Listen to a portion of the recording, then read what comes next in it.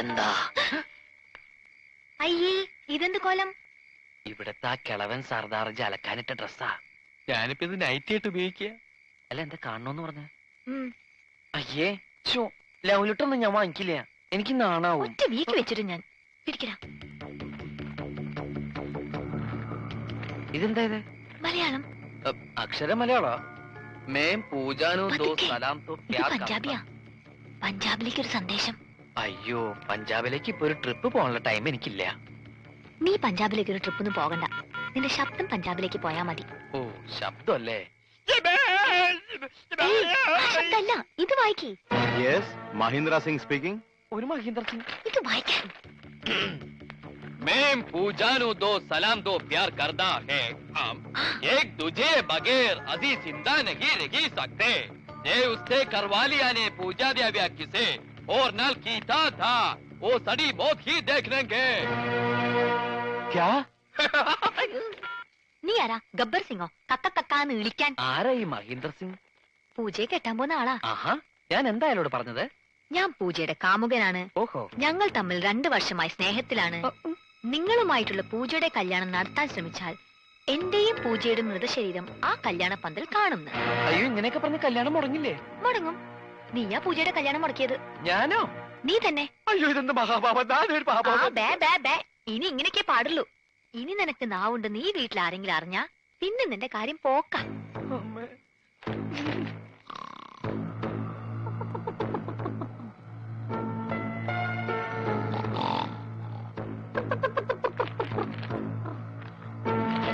വലയെടുത്ത് കടലിലേക്ക് എറിയടാ. എടാ, നീറ്റെറിയടാ. തലയിലിട്ട് ഞോണ്ടാവലി. എന്താ ഇത്?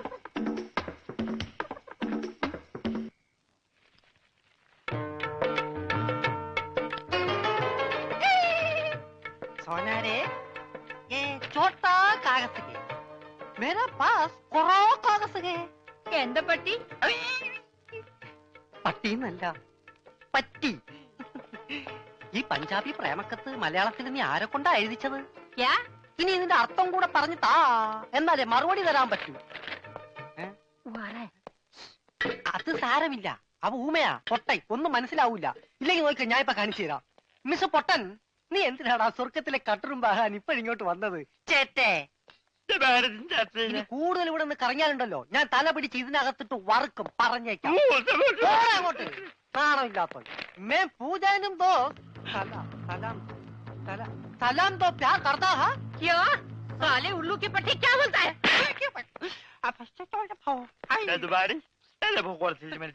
നീ വായിച്ചു തരാമ്മ. ഊമ വായിച്ചു തരാമ്മ. എന്താ ചൂടാവണം? ചൂടാവാതെ പോടാ. ഞാൻ തന്നില്ല എന്റെ ജീവിതം. എന്റെ ജീവിതം വെച്ച് കളിക്കരുത്.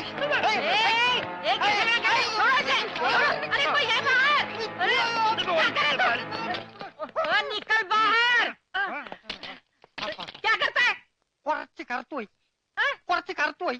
അവൻ നിന്നെ വല്ലതും ചെയ്താ? വൃത്തികെട്ടവൻ. അതിനിടയ്ക്ക് അതും ചെയ്താ? പഞ്ചാബിയാ.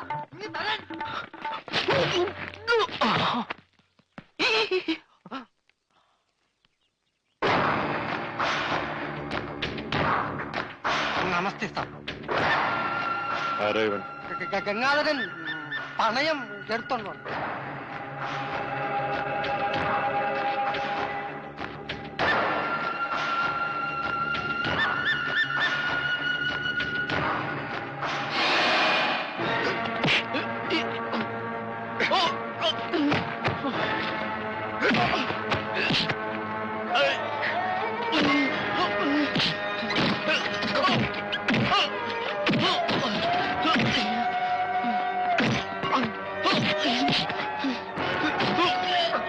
ആരാടാ നീ? ആര് പറഞ്ഞിട്ടാ നീ ചെയ്തത്?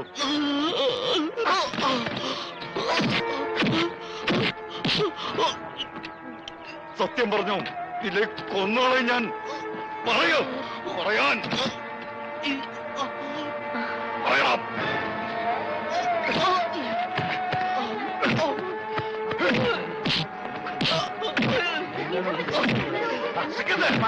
എന്താ ഇത്? വിടൂ, ഇവനെ ഇന്നലെ രാത്രി ഫോൺ ചെയ്തത് ഈ പട്ടി അവളപ്പ ചവാന്ന് പറഞ്ഞുണ്ടാക്കി. ഇവനല്ല, ഇവൻ ഊമയാണ്. അതെ, നമ്മുടെ പൂജയെ പോലൊരു മിണ്ടാപ്രാണി.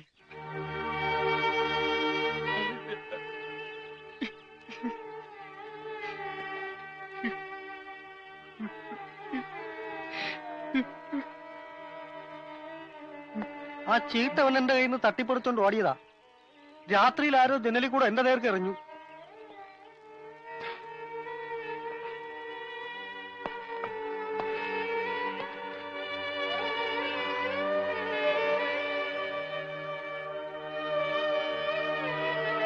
ഒരു നാട്ടിലെ മുഴുവൻ ആളുകളെയും ചതിച്ചിട്ട് വന്നവനാ. അവനെ വിശ്വസിച്ചൂടാ. അവൻ നമ്മളോട് പറഞ്ഞതും പച്ച കള്ളമാ. അവൻ ഗംഗാധരന്റെ ആരുമല്ല. അവന്റെ അച്ഛനൊരു സ്കൂൾ മാഷാ. ആ മനുഷ്യനെ പോലും ഇവൻ വെറുതെ വിട്ടിട്ടില്ല. ഇവൻ കാരണം നരകിക്കുക ആ അച്ഛനും കുടുംബവുമെല്ലാം.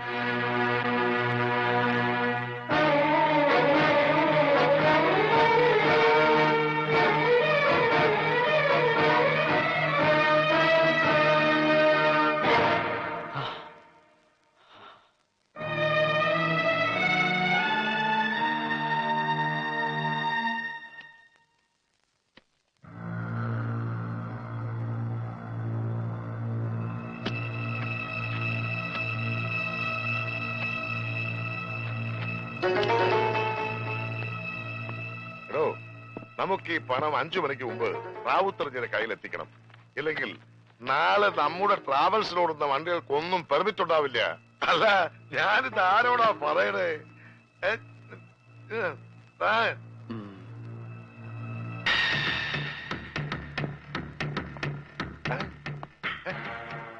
ഞാനും പഠിച്ചു. ഇത്ര ഈസിയാണ്.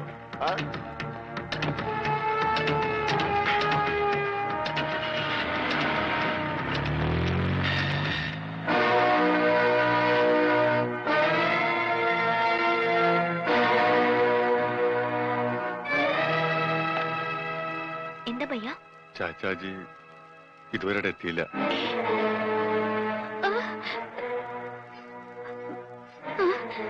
അന്വേഷിക്കാം. നിങ്ങൾ പേടിക്കൊന്നും വേണ്ട, ചാച്ചാജി വരും. കൂടെ പോയിരിക്കുന്നത് ഗംഗാധരൻ കൊണ്ടയാക്കിയ ചെക്കനാ. ഇത്രയും പണവും ഉണ്ട്. അവൻ എന്തെങ്കിലും അവനെ കുറിച്ച് അങ്ങനെ ഒന്നും സംശയിക്കണ്ട. അവൻ ചതിക്കും. ചതിയനാവൻ. പണത്തിന് വേണ്ടി എന്തും ചെയ്യും. എനിക്കറിയാം. അതുകൊണ്ടാ പറയുന്നത്. വേഗം എന്തെങ്കിലും ചെയ്യണം.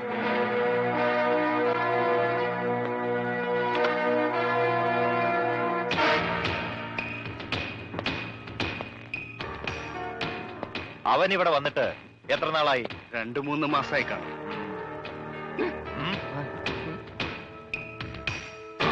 ഇവിടുന്ന് പോയതിനു ശേഷം മണീന്ദർ സിംഗ് ഫോൺ ചെയ്യോ മറ്റോ? ഇല്ല. തിരക്കാവുന്നിടത്തൊക്കെ തിരക്കി. ഇതുവരെ ഒരു വിവരവും ഇല്ല.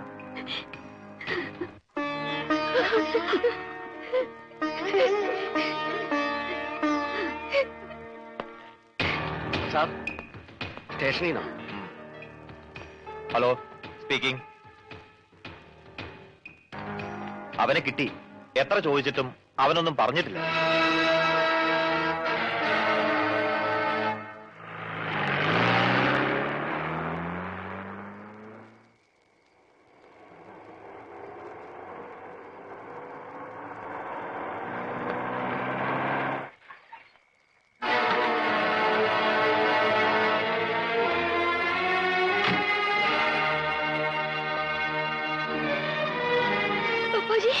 എനിക്കൊന്നുമില്ല. മോളിങ്ങനെ വിഷമിക്കാതെ. ചാച്ചാജി, എന്താ ഉണ്ടായെന്ന് പറയും. ഒന്നുമില്ലടാ, ഒരു ചെറിയ ആക്സിഡന്റ് ഉണ്ടായി. അവൻ കൂടെ ഉണ്ടായിരുന്നുകൊണ്ട് ഒരു വലിയ അപകടത്തിൽ നിന്ന് രക്ഷപ്പെട്ടു. എന്നെ ഹോസ്പിറ്റലാക്കിയിട്ട് അവൻ ആ പണം എത്തിക്കേണ്ടടുത്ത് കൃത്യമായി എത്തിച്ചു. എനിക്ക് മരുന്ന് വാങ്ങാൻ ഇറങ്ങിയതാ. പിന്നെ അവനെ കണ്ടില്ല. അല്ല, അവൻ കൊണ്ട് വന്നില്ലേ? എന്താ എന്താ ആരും ഒന്നും മിണ്ടാത്തത്?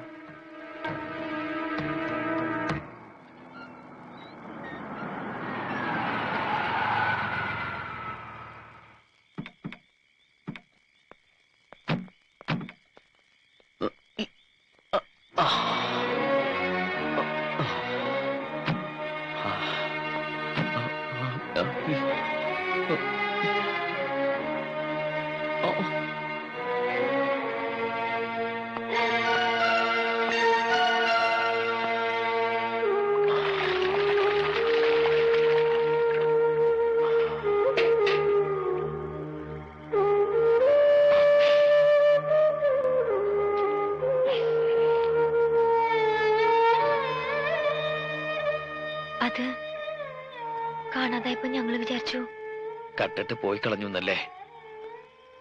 കൈമൽ മാഷിന്റെ മോൻ എല്ലാം പഠിച്ചു, കക്കാൻ മാത്രം പഠിച്ചില്ല. ഒരാളെയും ചതിക്കാനും അറിയില്ല. അറിയാമായിരുന്നെങ്കിൽ എനിക്ക് ഈ ഗതി വരില്ലായിരുന്നു.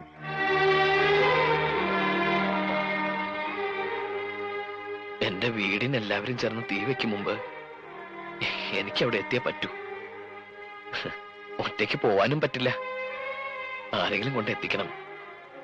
ജീവനോടെ ഞാനവിടെ ചെന്നിട്ടൊരു കാര്യമില്ലേ. ഇൻഷുറൻസ് തുക കിട്ടണമെങ്കിൽ എന്റെ ശവം അവിടെ കിട്ടണം. ഇതൊരു രണ്ടാം ജന്മമായിരുന്നു. ഒന്നും കേൾക്കാത്തവനായി, ഒന്നും സംസാരിക്കാത്തവനായി. ഇനി ഇതും തുടരാൻ കഴിയില്ല.